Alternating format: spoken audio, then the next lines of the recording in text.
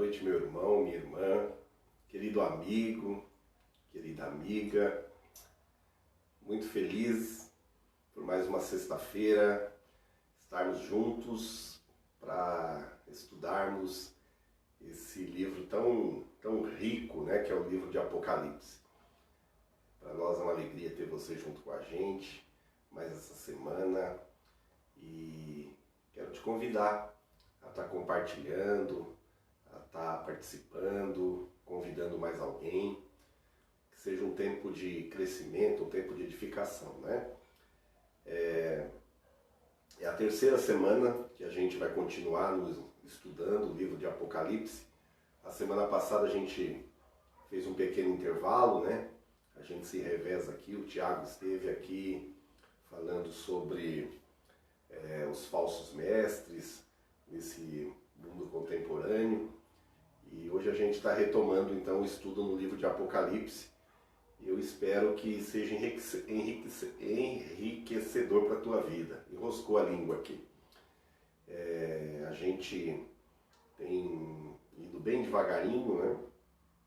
A gente, nas duas primeiras semanas que tratamos desse assunto, a gente trouxe um panorama geral. A gente foi, na verdade, até o capítulo 3, né? E a gente tratou um pouquinho sobre a mensagem do livro. Então o tema da primeira sexta-feira que nós estudamos é Apocalipse, medo ou esperança? Era a pergunta. E na segunda semana de estudo era Apocalipse, passado, presente e futuro, né? Nessas duas sexta-feiras, nessas duas oportunidades, nós abordamos a mensagem de Apocalipse, o caráter dela, um caráter universal para a igreja do passado, do presente, do futuro. Abordamos o público primário que recebeu essa mensagem, esse livro, né? Falamos um pouquinho da linguagem do livro, que é muito importante.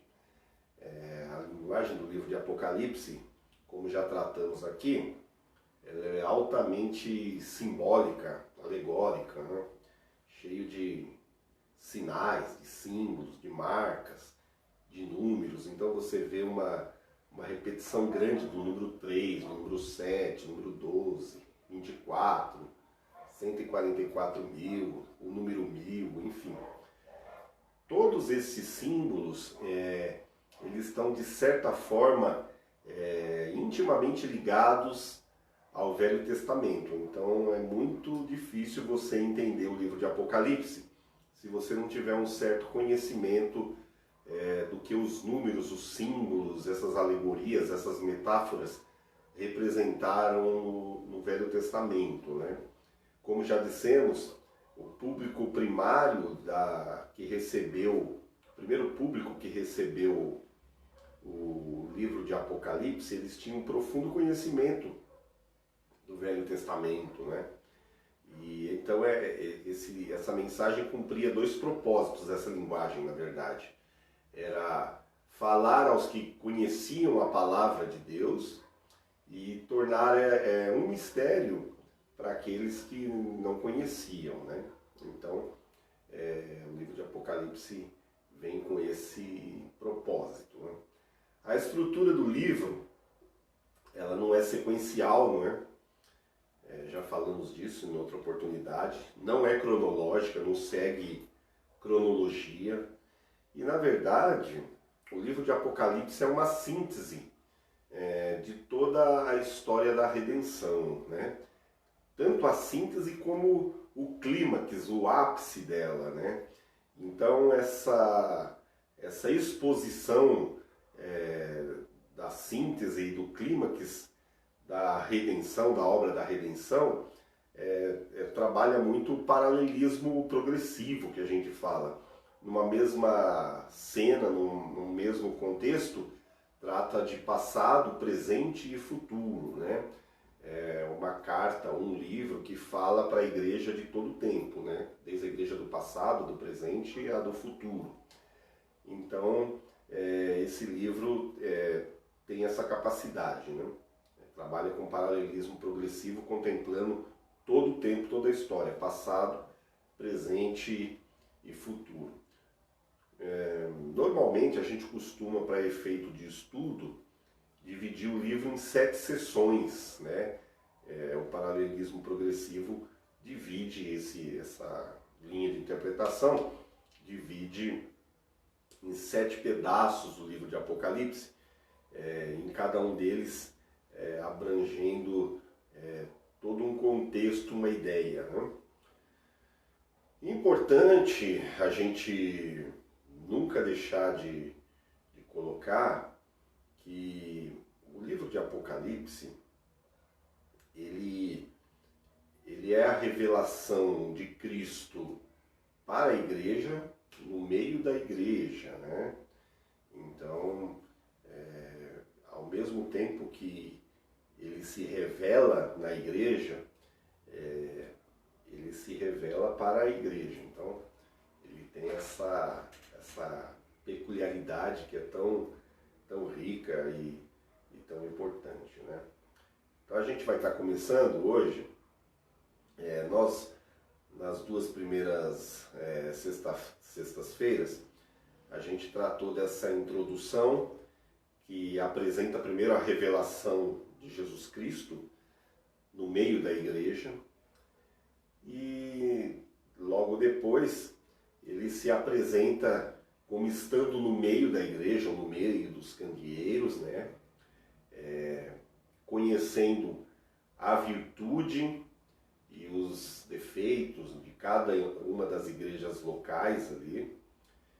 E ele também se apresentando como a solução e o remédio para todos os problemas dessas igrejas. É importante a gente colocar que nos dias que João recebeu a revelação de Jesus e entregou as cartas às 7 igrejas, essas 7 igrejas ficavam na Ásia Menor, na Turquia. Não havia na Ásia Menor somente 7 igrejas. Como o livro é todo simbólico e tudo tem o número 7, na verdade, esse número de 7 igrejas representa a totalidade da igreja em todos os tempos. Há quem divida isso em períodos da história da igreja, mas isso não tem muita base, muita sustentação, porque todos os problemas e todas as virtudes, você vai achar isso em todo o tempo, em toda a igreja, ao longo da história da igreja, né? O que é mais provável e comumente aceito é que 7 igrejas, mesmo porque na Ásia Menor tinha mais do que 7 igrejas, representa a totalidade da igreja. Assim como a gente vai ver depois 7 selos, 7 trombetas, 7 taças, 7 montes. Na verdade, o número 7 fala de completo, de totalidade, de plenitude, né? Então, é disso que trata o livro de Apocalipse. E é importante a gente ter essa compreensão para entender por que, então, que o livro de Apocalipse, ele fala a nós nos dias de hoje. Se fosse só ao longo da história, cada igreja representasse um período da história, a gente teria que se deter nas recomendações de uma única igreja ali, entre aquelas 7 que Jesus fala, exorta, consola e tudo mais. Então, não acredito que isso tenha qualquer base, né, para a gente interpretar dessa forma. Na verdade, toda a escritura é inspirada, toda ela fala a igreja em todo o tempo, né? É o que acho que a gente não pode perder de vista nunca. E antes de entrar propriamente na aula hoje, eu queria falar para vocês que é importante a gente ter uma linha de interpretação de Apocalipse coerente, né? Eu trouxe para vocês aqui basicamente 3 linhas de interpretação. A primeira é a linha preterista. O que é a linha preterista? Entende que todos os acontecimentos narrados no livro de Apocalipse já aconteceram no passado, né? Nos dias de Jesus, nos primeiros anos depois da morte de Jesus, nos primeiros séculos da igreja, enfim. Essa é uma linha preterista, então que tudo ficou no passado. Existe também a linha futurista. O que é a linha futurista? Acredita que tudo está por acontecer. E talvez essa seja a linha mais popular nos nossos dias. E eu lamento informar que é a linha mais incoerente de interpretação de todas elas, né? O problema da linha futurista, jogar tudo para o futuro, é que trabalha com muita especulação, com muita curiosidade, e você é tentado a enveredar pelo achismo, né? Então você pega, vou dar um exemplo tolo, né? Um exemplo tosco, né? Pega-se, por exemplo, a marca da besta, por exemplo, que é algo tratado no livro de Apocalipse. Então, como ninguém tem ideia exata do que seja, porque acredita que é algo sempre do futuro, que está para chegar, teve um tempo que todo mundo falava que era tatuagem, agora falam que é chip, e daqui a pouco inventa outra coisa, eles falam que é outra coisa. Então, é uma linha perigosa de interpretação, porque não tem um critério para se interpretar a escritura, né? Parte-se do achismo. E é a partir dessa linha que muitos escritores e pastores americanos, nas décadas que passaram, usaram até isso como um pano de fundo para a Guerra Fria entre Estados Unidos e Rússia e União Soviética um pouquinho antes. Então, pega textos para dizer que aqueles que marcham contra a igreja, contra o povo de Deus é a Rússia, depois virou a China. Tudo isso é achismo, gente. A Bíblia não deveria ser interpretada e tratada dessa forma, né? Então, a primeira linha é a preterista, que joga tudo para o passado, tudo para a história passada. E outra linha é a linha futurista, que joga tudo para o futuro. Eu acho que é importante um equilíbrio, e a linha que eu acredito seja mais coerente é a linha histórica, ou a linha preterista parcial, ou seja, entende que muita coisa realmente já aconteceu no passado, tem coisa acontecendo no presente, por isso parcial, e coisas ainda acontecer no futuro. Eu acredito que essa seja a linha de interpretação mais coerente com o conjunto de toda a escritura. Mesmo porque, se não fosse assim, não haveria razão da linguagem do livro ser toda simbólica e, de certa forma, tão intimamente ligada ao Velho Testamento, aos símbolos do Velho Testamento, né? Então, eu acho isso bastante importante. O Velho Testamento é quase que um tutorial, um manual de como interpretar o livro de Apocalipse, né? Eu sempre dou um exemplo. Em Apocalipse vai estar falando, por exemplo, às igrejas sobre a doutrina de Balaão. O que João quis dizer com isso? Você tem que ir ao Velho Testamento e saber quem foi Balaão, né? Quando repreende uma igreja ou fala com uma igreja sobre a profetisa Jezabel, você tem que ir ao Velho Testamento e saber quem foi Jezabel, né? Então é importante você ter essa conexão entre o Velho Testamento e o livro de Apocalipse, que ela é muito forte. Hoje, por exemplo, nós vamos tratar a partir do capítulo 4, né? Passa a revelação de Jesus no meio da igreja, para a igreja. Jesus se manifesta como aquele que anda no meio da igreja, conhece intimamente, profundamente a igreja, né? É a solução, o remédio para essa igreja. E então a gente vai sair um pouco dessa esfera terrena, de tirar os olhos da igreja, e nós vamos colocar os olhos numa outra esfera, no céu, né? Então, hoje a gente vai falar um pouquinho sobre o trono de Deus. E então, novamente, a gente tem uma conexão profunda com o Velho Testamento, né? Principalmente com o livro do profeta Isaías, né? Que viu a glória do Senhor, viu o Senhor assentado no alto sublime trono. Então, hoje a gente vai falar um pouquinho disso aí.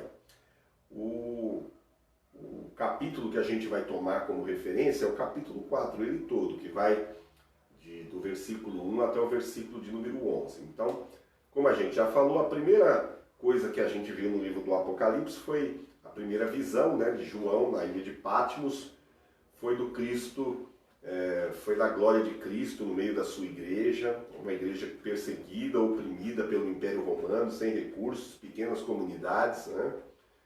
Então, esse é o primeiro ponto que a gente já viu aqui. E a gente vai ir para o versículo 1 de Apocalipse 4, e começa assim: depois destas coisas. Que coisas? Essas coisas. Depois da revelação de Jesus a João, quem ele era. Depois de Jesus se revelar no meio da igreja, cuidando da igreja, tratando da igreja, conhecendo a igreja profundamente. Depois dessas coisas, então agora ele parte para uma outra visão, e isso é importante. Qual é a visão que se segue? João vai ser levado em espírito ao céu, e então ele vai ver a grande tensão, os grandes desafios, os grandes inimigos que esperam a igreja. A gente poderia também usar a figura da noiva no lugar da igreja, né?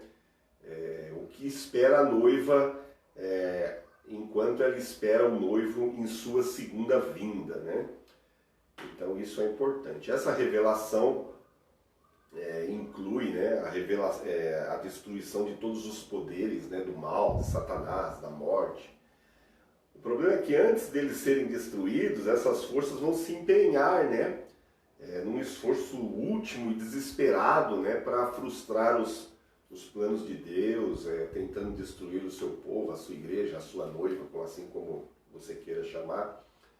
E essa é a grande tensão, né, entre o reino de Deus e o reino de Satanás, que é apresentado aqui no livro do Apocalipse. Então, a mensagem central aqui do livro do Apocalipse é mostrar para a igreja, para essa noiva perseguida, que o seu Deus tem controle, tem todo o poder, ele está assentado no trono do universo. É disso que trata hoje o nosso estudo, não é?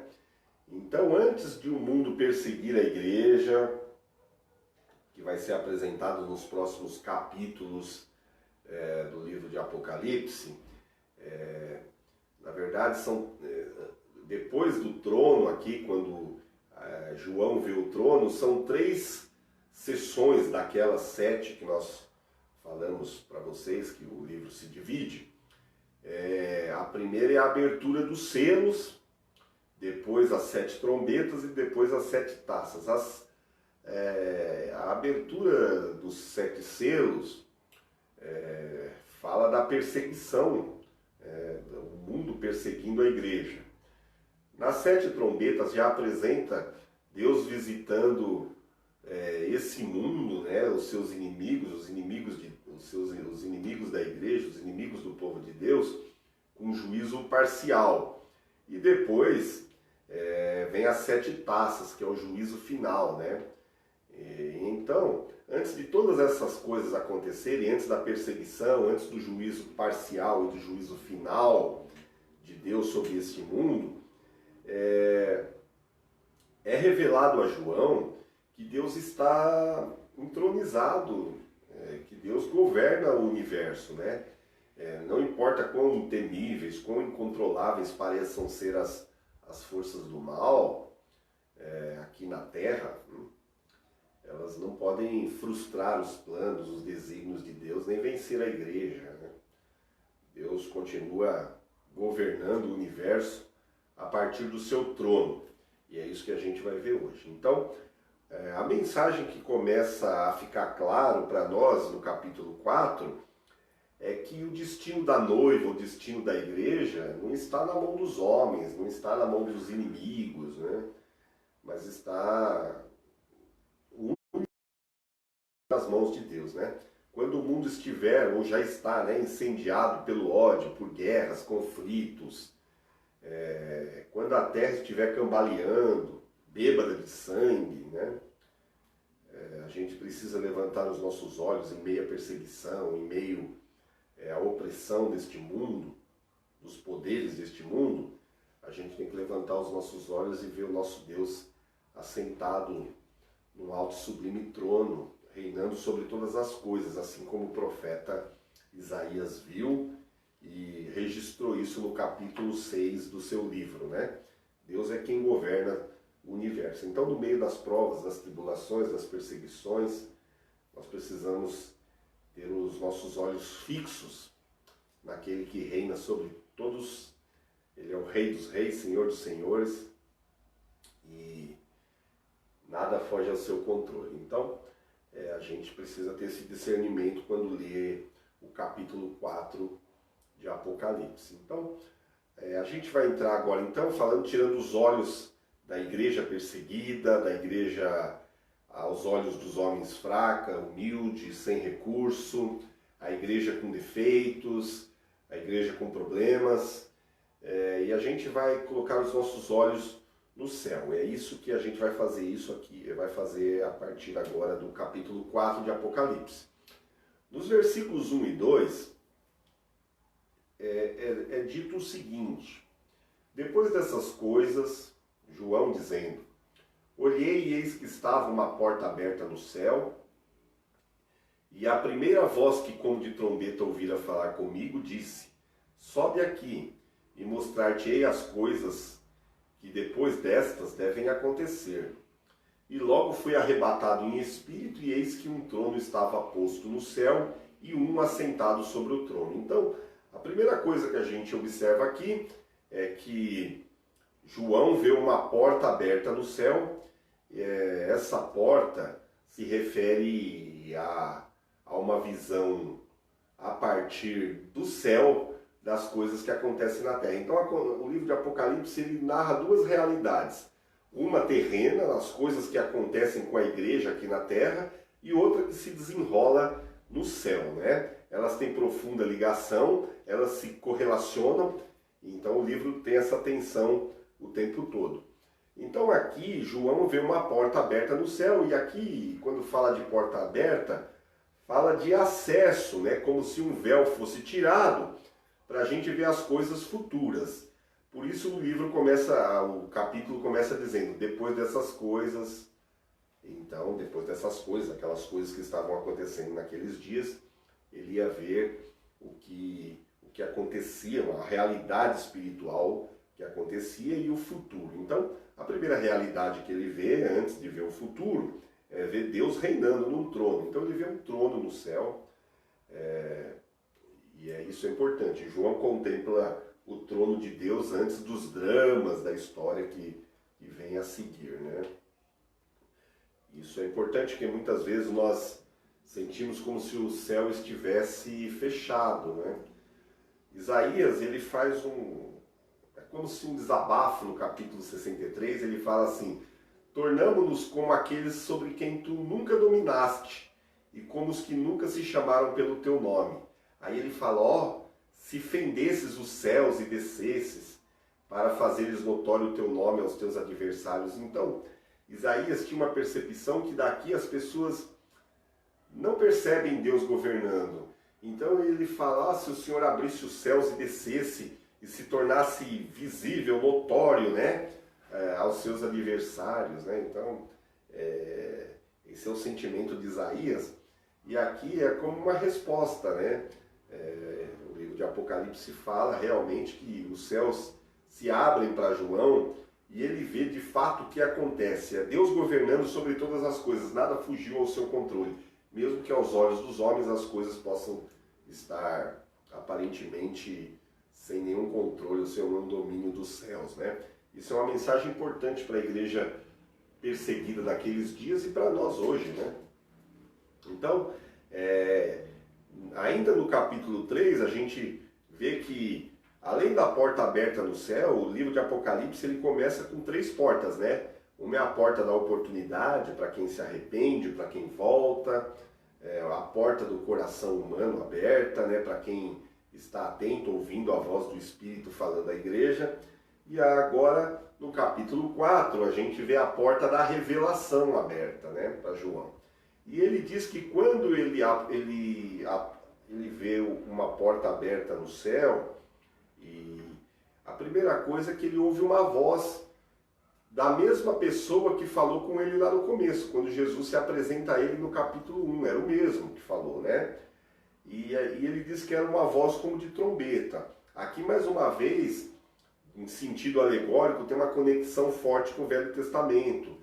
Voz de trombeta ou voz de chofar, que era um instrumento que se usava para convocar, era um instrumento que tinha autoridade para convocar o seu povo, o povo de Deus, para marchar, para caminhar, enfim, para regimentar o povo. Então, ele, como uma voz de trombeta, é como uma voz de comando que ele ouve dizendo sobe para cá, né? Então ele então entende que de uma forma ele é levado com força, com poder, com autoridade a entrar por essa porta no céu, a porta da revelação.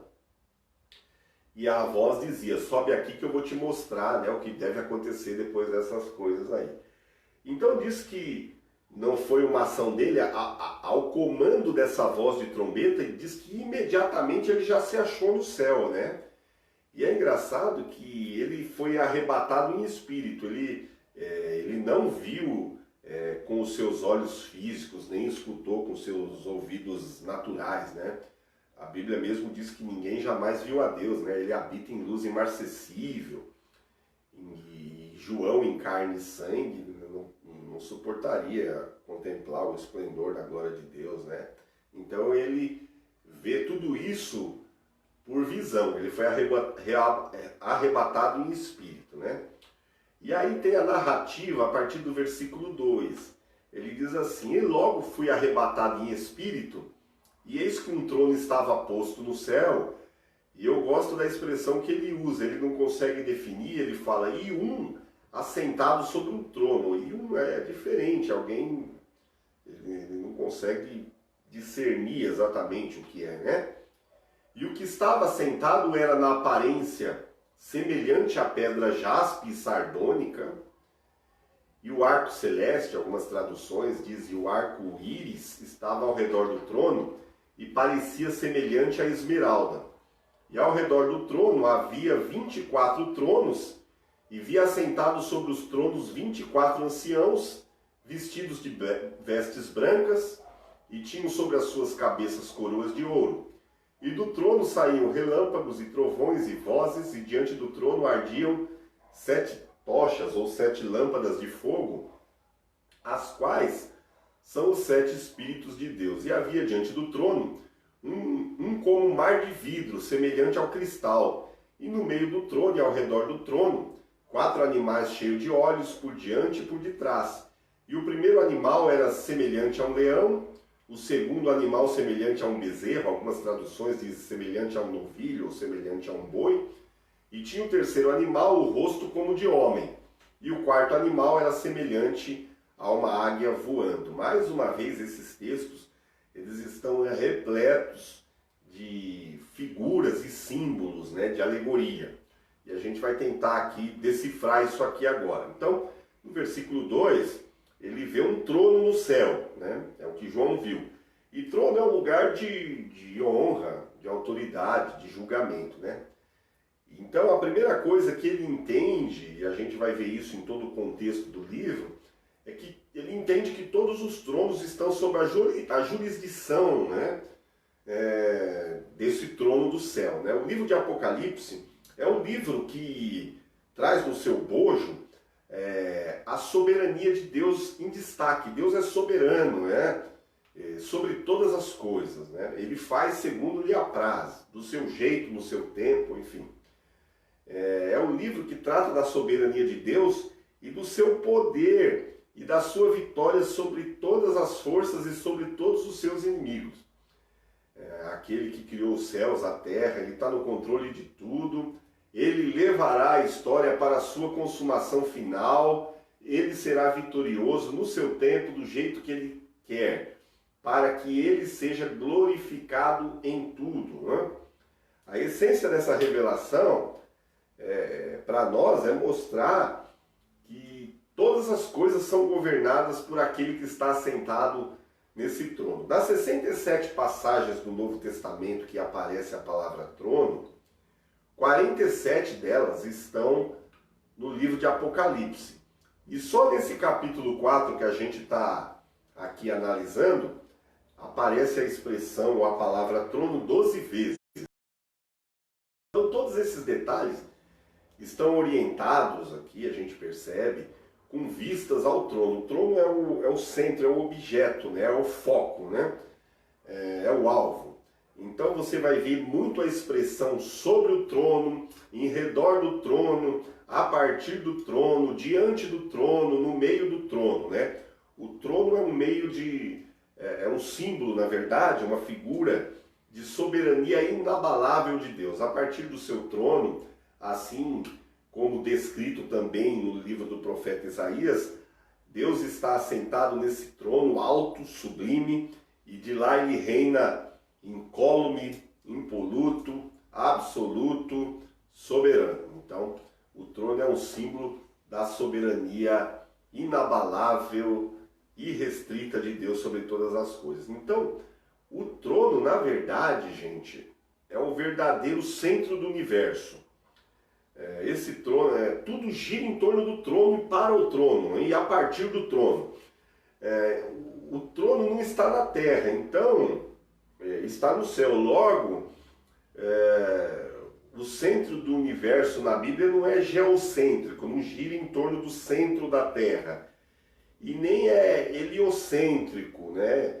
Ele, na verdade, é teocêntrico. Toda a criação, todo o universo, todas as coisas giram em torno do trono, em torno de Deus. Então é teocêntrico. Então João viu, no versículo 2, o glorioso Deus assentado sobre esse trono. E está aqui colocado. E logo foi arrebatado em espírito, eis que um trono estava posto no céu e um assentado sobre o trono. Então, para a igreja perseguida daqueles dias, nos dias de João, uma igreja torturada, martirizada, perseguida pelo Império Romano, é uma mensagem consoladora. Mas essa mensagem, como eu disse para vocês, aplica-se à igreja do passado, do presente e do futuro. É uma mensagem que traz consolação a todos os santos, a toda a igreja ao longo da história. Não só aos que foram perseguidos pelo Império Romano, mas por aqueles que foram perseguidos ao longo da história, pelas forças e pelo espírito do anticristo atuando no mundo, né? Então, para eles, a mensagem de consolação é saber que Deus está assentado no trono, vê tudo, governa tudo, e tudo é para a glória dele, né? O que João descreve, na verdade, quando ele vê o trono, não é propriamente Deus que ele vê, mas é o seu fulgor, o seu esplendor, porque a Deus ninguém pode descrever, como está no livro do Êxodo, no capítulo 20, versículo 4. Então, não há descrição do trono nem da pessoa que está assentado nele. O que João viu, quando olhou para o trono, pode ser descritos em termos de brilho de pedras preciosas, que é o que a nossa mente consegue alcançar, né? O que a gente pode relacionar com glória. Então, ele descreve em termos de pedras preciosas esse trono. Então, João descreve a Deus como um ser absolutamente misterioso, único, singular, um totalmente outro. Por isso que ele fala, um assentado no trono. Então, o que João coloca para a gente entender esse esplendor que ele vê, ao que se assemelha, né? Para nossa mente alcançar. Então, ele coloca que na semelhança, no aspecto, o trono é semelhante à pedra de jaspe. O que é jaspe? É um diamante, a mais cristalina, a mais pura, a mais sem nenhum tipo de poluição, pedra que conhecemos, um diamante. E há uma abundância de luz que emana dessa pedra. Também ele diz que se assemelha também em certos detalhes a sardônica, pedra sardônica ou sardônio, que é uma pedra avermelhada e na natureza a pedra mais translúcida que existe, né? Então, João vê beleza, vê riqueza, vê abundância de luz. E como Deus é luz e habita em luz inacessível, é o mais próximo que ele consegue descrever que a nossa mente possa alcançar. Então a pedra de jaspe, essa pedra branca, né, com esse brilho, com essa pureza incomum, ela descreve a santidade de Deus. E o sardônio, ou pedra sardônica, vermelhada e translúcida, manifesta o juízo de Deus. Assim é Deus, tal é Deus dessa forma. Ele é santo e é justo. A partir do versículo 3, João começa a trazer para nós algumas características do trono de Deus. Então, no versículo 3, ele diz assim: o que estava sentado era na aparência semelhante à pedra jaspe sardônica, e o arco-íris estava ao redor do trono e parecia semelhante à esmeralda. Então, aqui a descrição do arco-íris ao redor do trono, mais uma vez a gente tem que fazer uma conexão do sentido que tem arco-íris na Bíblia, no Velho Testamento. Fala de uma aliança de Deus, uma aliança de graça, é um símbolo de graça e de misericórdia, onde Deus coloca um arco-íris no céu, nos dias de Noé, dizendo que não exterminaria mais o homem, né, daquela forma. Então, é um símbolo de aliança, mas um símbolo principalmente de graça e misericórdia. Então, o que João está querendo dizer, e é a mensagem que traz para nós, é que o trono de Deus é um trono primeiro de graça e misericórdia. Então a primeira coisa que ele vê é um arco-íris, que representa a aliança de Deus com o seu povo, de que não o destruiria. Normalmente, um arco-íris aparece sempre depois de uma tempestade, mas aqui no livro de Apocalipse, na revelação de João, o arco-íris vem antes da tempestade, antes do juízo. Para os filhos de Deus, na verdade, a tempestade já passou, o juízo já passou, porque o juízo já se deu em Cristo, né? O dilúvio do juízo para nós, Cristo já pagou, já se deu, né? Então, para nós, está em perfeita harmonia essa ordem aí. Agora o que a gente tem sobre a nossa vida é o sol da justiça brilhando, né? Ainda que o juízo de Deus sobre os homens ainda está por vir, né? E aqui é importante, a igreja de Cristo será poupada, né? Isso é importante. Então, antes de Deus derramar o seu juízo sobre a terra, e essa é a ordem do Apocalipse, o arco-íris vem antes da tempestade, significa que antes do juízo sobre a terra, Deus oferece sua graça e sua misericórdia, antes das taças do juízo, antes das trombetas de alerta e tudo mais. Então, a primeira mensagem aqui é que o trono de Deus é um trono de graça e misericórdia. Já no versículo 5, aparece aqui o trono de Deus como um trono de juízo agora, né? Depois do arco-íris, vem os relâmpagos, vamos lá. Diz assim: e do trono saíam relâmpagos e trovões e vozes, e diante do trono ardiam 7 lâmpadas ou 7 tochas de fogo, os quais são os 7 Espíritos de Deus. Isso está em Apocalipse 4 e 5. Os relâmpagos aqui, as vozes, os trovões, são evidências, são um símbolo de juízo e de ira de Deus, né? O arco-íris foi visto antes dos relâmpagos. Como já disse para vocês, a graça antecede o julgamento. E agora aqueles que se recusaram a receber a misericórdia, a graça graciosamente oferecida por Deus, terão que suportar esse juízo vindouro. Quem não for purificado pelo sangue terá que suportar o fogo do juízo divino. Hoje a gente vê que os homens escarnecem de Deus, né?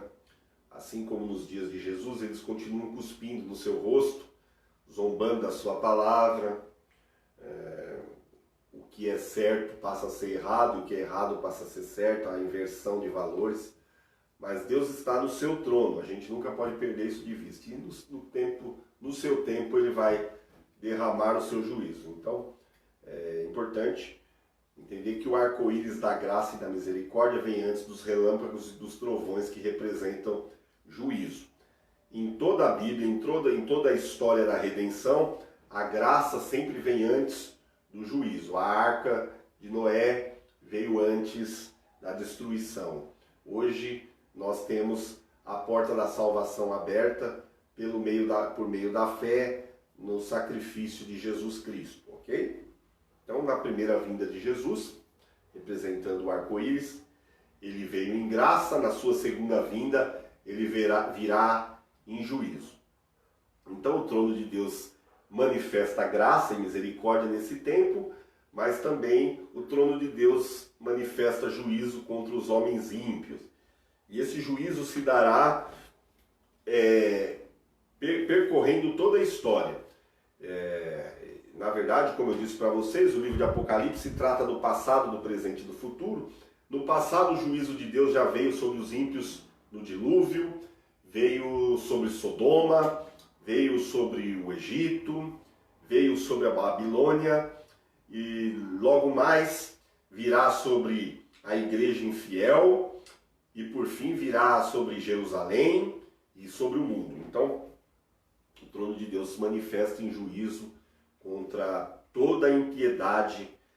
Importante, ainda o próprio livro do Apocalipse, no capítulo 8, fala que muito desses juízos de Deus, eles vêm em resposta à oração dos santos, dos mártires, dos que sofrem, que clamam justiça diante de Deus. Então, o trono de Deus, gente, não é uma coisa, ele não é passivo, ele fica ali inerte, sem reação, não.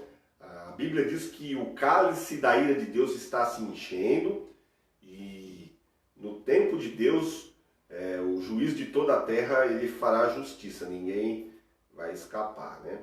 Ainda aqui, nesse versículo que a gente leu, versículo 5, mostra aqui, fala assim, diante do trono ardiam 7 tochas de fogo, ou 7 lâmpadas.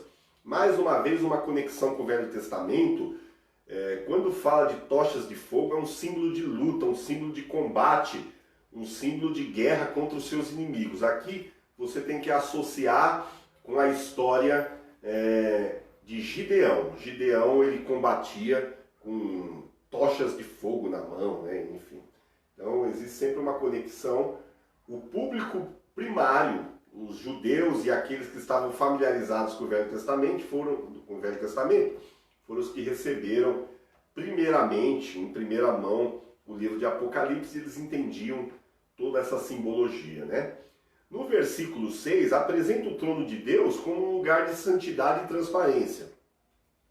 No capítulo 4, no versículo 6, diz assim: e havia diante do trono como um mar de vidro, semelhante ao cristal, e no meio do trono e ao redor do trono, 4 animais cheios de olhos por diante e por detrás. Então esse mar de vidro, ele é apresentado aqui em contraste com o mar de sujeira e poluição do pecado, que é descrito no livro do profeta Isaías, que é um livro que tem profunda conexão com o capítulo 4 de Apocalipse. Em Isaías, no capítulo 57 e 20, Isaías narra o seguinte: mas os ímpios são como o mar bravo, ou mar bravio, porque não se pode aquietar, e as suas águas lançam de si lama e lodo. Então, em contraste a esse mar de lama e lodo, que são os ímpios, o trono de Deus é como um mar de vidro, um mar de cristal, transparente e límpido, né? Aqui a mensagem é que para estar diante de Deus, ao redor do trono e reinando com Ele a partir do trono, é preciso estar limpo, é preciso estar purificado, é preciso estar santificado, né? No céu não entra corrupção, lá tudo é transparente, limpo, puro, Deus é santo, né? Então não tem contaminação no céu, diante do trono, ou em redor do trono, ou no meio do trono. Deus não se associa com o mal em hipótese alguma, ele abomina o mal, embora ele ame a todos, né? Isso aqui é uma lição importante para os nossos dias. Deus ama a todos, mas não ama tudo. Isso é importante. Então, esse versículo de número 6 apresenta a santidade, a pureza e a transparência desse trono. Ainda no capítulo 4, no versículo 4, que é o versículo anterior, apresenta aqui a igreja glorificada de todos os tempos, de todas as eras, do velho e da velha aliança e da nova aliança, do Velho Testamento e do Novo Testamento, a igreja glorificada, assentada nesses tronos, e participa do reinado e do julgamento de Deus sobre o mundo, né? Então, no versículo 4 diz assim: e ao redor do trono havia 24 tronos. Então tinha um trono principal e 24 tronos. E via assentados sobre os tronos 24 anciãos, vestidos de... E aqui esses detalhes são importantes. Os 24 anciãos, vestidos de vestes brancas, tinham sobre suas cabeças coroa de ouro. Importante, esses tronos estão ao redor do trono principal, do trono de Deus, e não no centro. Deus está no centro, no alto sublime trono. Ele reina sobre todos os outros tronos, nunca perca isso de vista. Assentados nesses 24 tronos, 24 anciãos. Aqui a expressão assentados traz a ideia de posição de autoridade, de poder. A igreja glorificada terá uma posição de autoridade, de poder, né? De honra, né? Não apenas ser salva, mas reinar com Deus no céu, ser assistente de Deus, participar dos julgamentos de Deus. O apóstolo Paulo diz que nós haveremos de julgar os anjos, né? Também importante, ainda no Apocalipse, no capítulo 1, logo no começo da revelação, é dito a João que nós, como igreja, fomos constituídos reino e sacerdotes, né? Os sacerdotes no Velho Testamento, eles estavam divididos em 24 turnos. Hoje a gente aqui é dividido em denominações, enfim, mas a gente é uma igreja só, né? De pessoas, homens e mulheres lavados e remidos no sangue do Cordeiro. Nós fomos constituídos para julgar os anjos, conforme Paulo afirma na sua primeira carta aos Coríntios, no capítulo 6, versículos 2 e 3. Os 24 anciãos representam a igreja pelo seguinte: porque eles representam o povo fiel de Deus, a igreja do Velho Testamento, a igreja do Novo. 24 fala 12 e 12, fala a igreja representada pelos patriarcas do Velho Testamento e pelos apóstolos do Novo Testamento. Então, 24 é um número simbólico que representa a totalidade da igreja de Deus ao longo da história. Esse número 24, ele novamente se repete numa nova alegoria, mas no final desse livro, quando apresenta a Nova Jerusalém e os muros são 12 mais 12 portas, que representam as tribos ou os patriarcas do Velho Testamento e os apóstolos do Novo.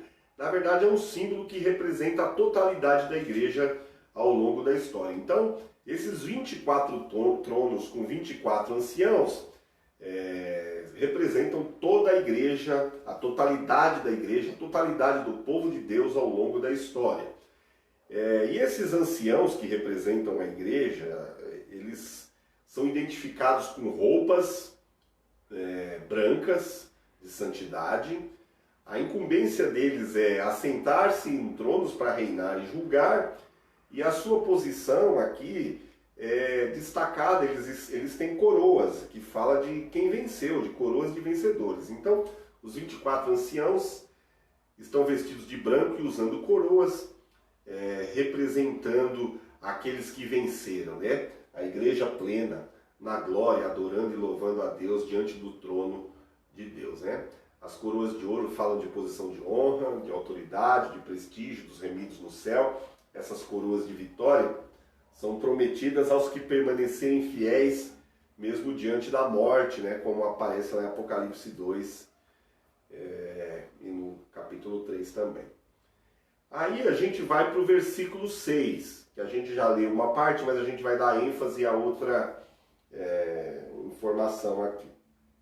Diz assim: e havia diante do trono um como mar de vidro, semelhante ao cristal, já falamos disso. E no meio do trono e ao redor do trono, 4 animais cheios de olhos, por diante e por detrás.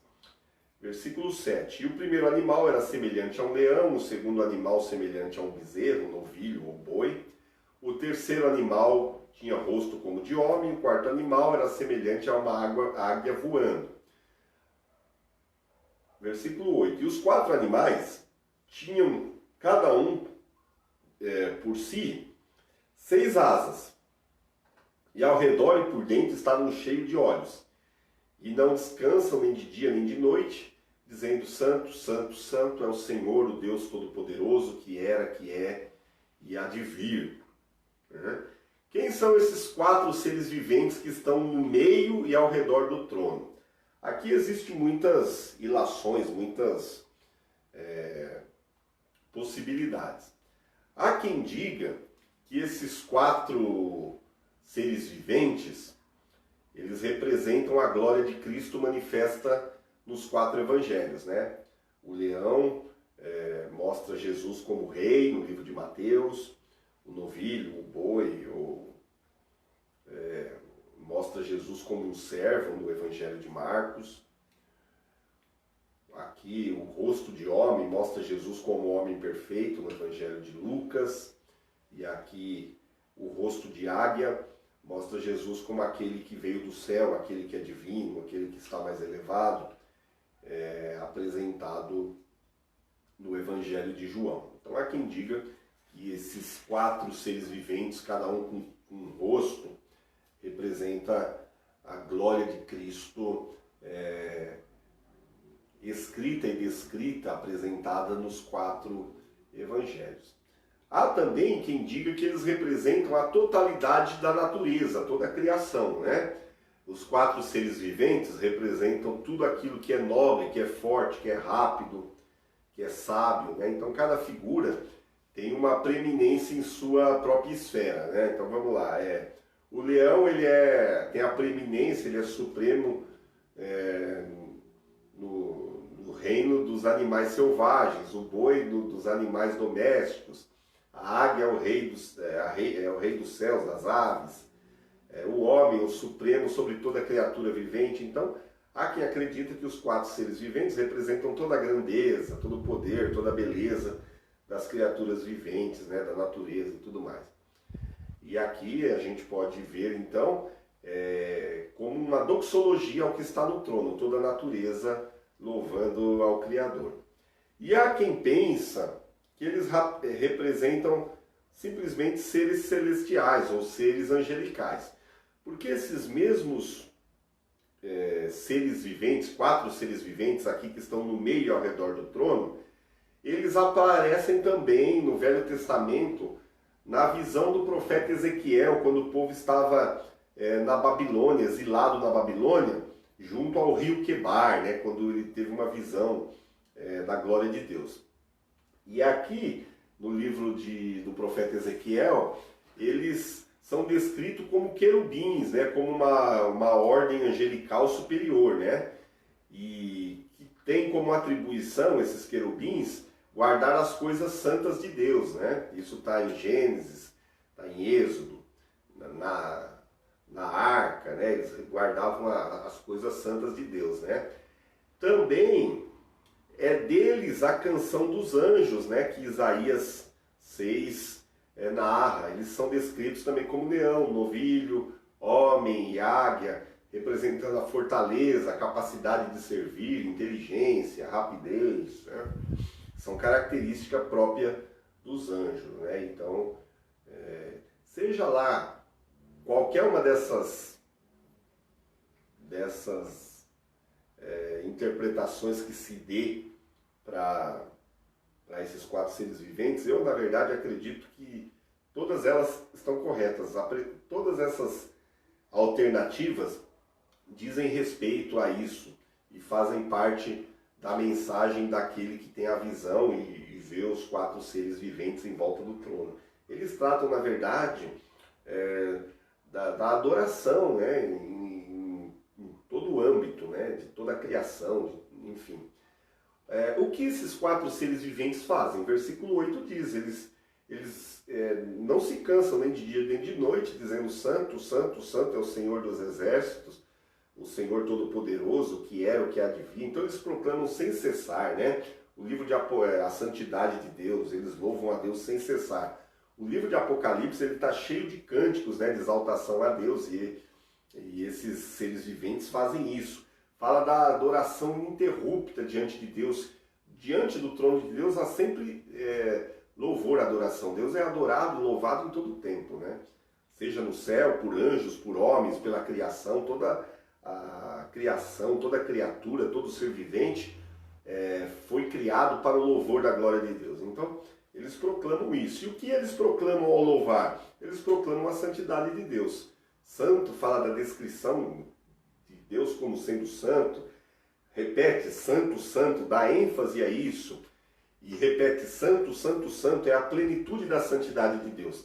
Também podemos aqui, como já falamos, entender esse santo, santo, santo como o louvor a toda a trindade, ao Deus Pai, Deus Filho e Deus Espírito Santo. Isso é importante porque na visão de Isaías, no capítulo 6, ele diz que viu a Deus, o Senhor dos Exércitos. Você vai para o Evangelho de João, João diz que Isaías viu a glória de Cristo. E Paulo fala que Isaías viu o Espírito Santo. Então, ele viu a Trindade assentada nesse alto e sublime trono. Né? Também, além de cantar a santidade de Deus, canta a onipotência de Deus, o Deus Todo-Poderoso. E, por fim, canta a eternidade de Deus, aquele que era, que é e há de vir. Que os impérios se levantam e caem, os tronos se levantam e caem, são destituídos, mas Deus permanece para sempre, reinando para sempre, né? Nos versículos, então, esses 4 seres viventes, antes da gente continuar, eles dão a Deus a glória, a honra, a ação de graças, o louvor. O céu é um lugar, gente, de celebração, é um lugar de louvor, é um lugar de glorificação ao nome de Deus, né? Eles não cessam, toda a criatura não cessa de clamar, de proclamar, de adorar, de louvar a Deus. Versículos 10 e 11, para a gente estar terminando, a igreja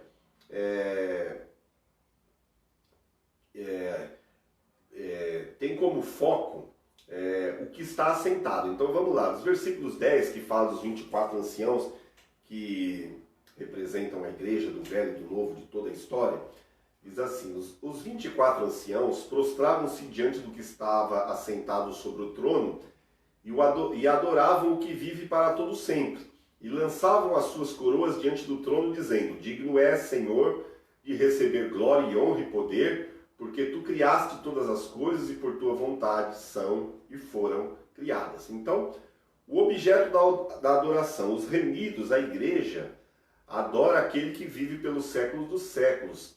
Também adoram o Espírito Santo, como está no capítulo 1, versículos 4 e 5 e no versículo 5. E também adoram o Cordeiro. Então é uma adoração tríplice, né? A Deus na pessoa do Pai e do Espírito Santo, Deus triuno, 3 pessoas no único Deus. Os atos da adoração, a igreja, como é a ação de adoração da igreja? Representada aqui na figura dos 24 anciãos. A igreja se prostra diante daquele que está assentado no trono, né? A glória deles é glorificar o que está assentado no trono. Então, eles depositam as suas coroas diante do trono como um sinal de total rendição, de total submissão. É isso que a igreja deve fazer a partir de hoje, não no presente, não no futuro. Nós hoje temos que estar submissos, rendidos totalmente àquele que está assentado no trono. Quais são as palavras de adoração da igreja? O que está assentado no trono, ele é Senhor e Deus. Então, a igreja diz, na pessoa, na representação dos 24 anciãos: tu és digno, Senhor e Deus nosso, de receber a glória, a honra e o poder. É isso que nós tributamos a Deus. Honra, poder e glória. Ele é digno de receber. Aqui os 24 anciãos, eles se prostram, né, e depositam as suas coroas diante do trono em total submissão, reverência e rendição. Por que isso? Porque o que está sentado no trono é o Criador de todas as coisas, o Deus que criou tudo, que sustenta tudo, que levará a cabo a sua vontade, o seu propósito, e levará ao mundo, a história e a igreja à consumação final de todas as coisas. Concluindo o nosso estudo de hoje, João é chamado no céu, então, uma porta é aberta no céu, e ele é chamado primeiro para ver o trono e aquele que está entronizado no trono. Para saber que o trono de Deus está no centro do universo. Deus governa a partir do seu trono, tudo acontece a partir do trono, tudo está ao redor do trono, para o trono. Desse trono emanam graça, misericórdia, mas também juízo, né? Todo louvor de toda a criação, da criatura, dos anjos, da igreja, todo louvor, toda a glória são dirigidos àquele que está no trono, né? Um trono de santidade, de graça, de misericórdia, de juízo, de transparência, de glória, de esplendor. A esse que está sentado nesse trono, a ele seja a glória, o louvor, o domínio, pelos séculos dos séculos. Amém. Amém, queridos? Que Deus nos abençoe. Espero que tenha sido de valia para a tua vida esse estudo nessa noite.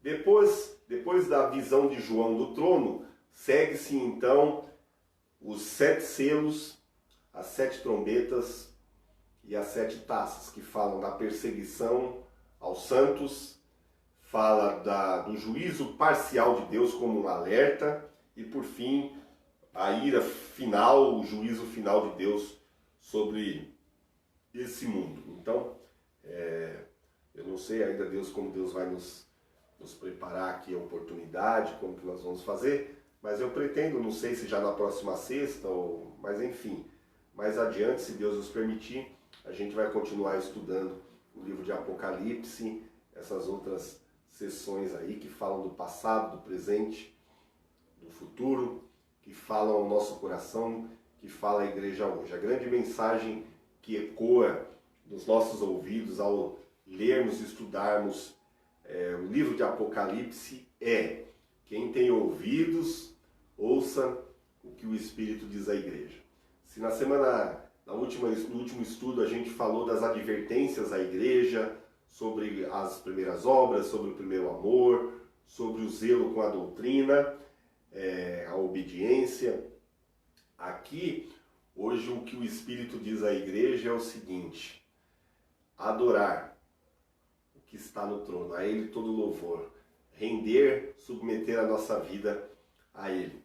Ele governa sobre tudo e todos, Ele é digno, merecedor do nosso louvor. A Ele nos rendemos, a Ele a glória pelos séculos dos séculos. Deus te abençoe, obrigado pela tua companhia, obrigado por estar com a gente até agora, nos prestigiando, isso é muito importante para nós.